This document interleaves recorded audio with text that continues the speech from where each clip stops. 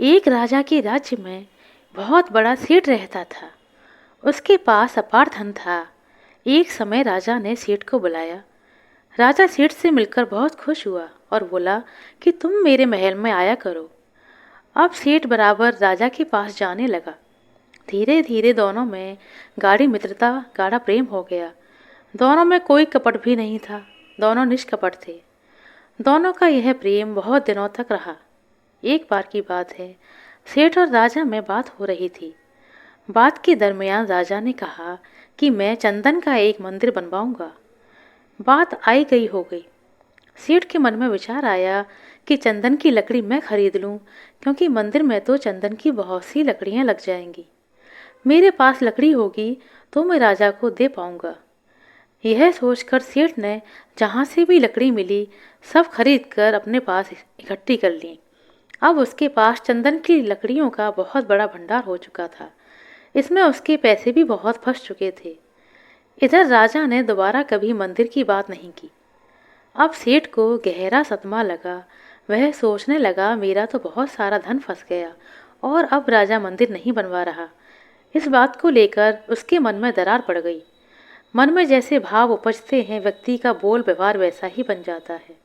इस कारण राजा को सेठ का भाव समझते देर नहीं लगी और अब दोनों एक दूसरे के जाने दुश्मन बन गए। लेकिन अचानक विचारों में परस्पर पैदा हुई दुश्मनी का विचार पर भी राजा समझ नहीं पा रहा था कि इस दुश्मनी की जड़ क्या है। पहले राजा की अपनी बुद्धि जब काम नहीं करती थी, तब वह उस समय के किसी जानकार महात्मा के पास चला जाता था और वहां जाकर उसकी समस्या का हल उसको मिल जाता था। सो वह राजा एक महात्मा के पास चला गया। राजा ने सेठ की सारी बातें महात्मा को बोली और पूछा कि हम दोनों में यह दरार कैसे पड़ गई, ऐसा क्यों हुआ है।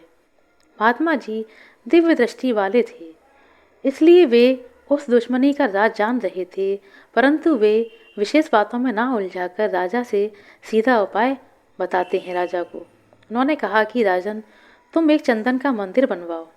लोग तुम्हें बहुत दिनों तक याद रखेंगे। ऐसा भव्य मंदिर बनवाओ।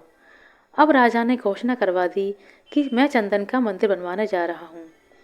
चंदन की लकड़ी लेने के लिए राजा के आदमी चल पड़े तो लकड़ियाँ केवल सेठ के यहाँ ही मिली। मंदिर का काम शुरू हो गया। इतनी लकड़ियाँ लगीं कि सेठ की सारी लकड़ियाँ मंदिर के काम आ गईं और मंदिर तैयार हो गया। इधर अब सेठ को जब उसका सारा फंसा पैसा वापस मिल गया, अब सेठ की सारी चिंताएं दूर हो गईं। इसलिए अब उसके मन में राजा के प्रति दुश्मनी का भाव जाने लगा और दोनों फिर से दोस्त बन गए। राजा को महात्मा ने समझाया कि देखो, यह माया की छाया है, निष्कपट रहो, कोई दुराव छिपाव ना हो तो मित्रता निभाई जा सकती है, नहीं तो ये दोस्त दोस्त को अलग कर देती है। मित्र मित्र, सहेली सहेली, नाते रिश्ते सब में खटास पैदा कर देती है। पैसा मिल जाए, हिसाब पूरा हो जाए तो सारी दुश्मनी खत्म हो जाती है। इसी पैसे की वजह से आप दोनों के बीच में कितनी दरार पड़ गई। मंदिर तो कर्जे को अदा करने का एक आधार था।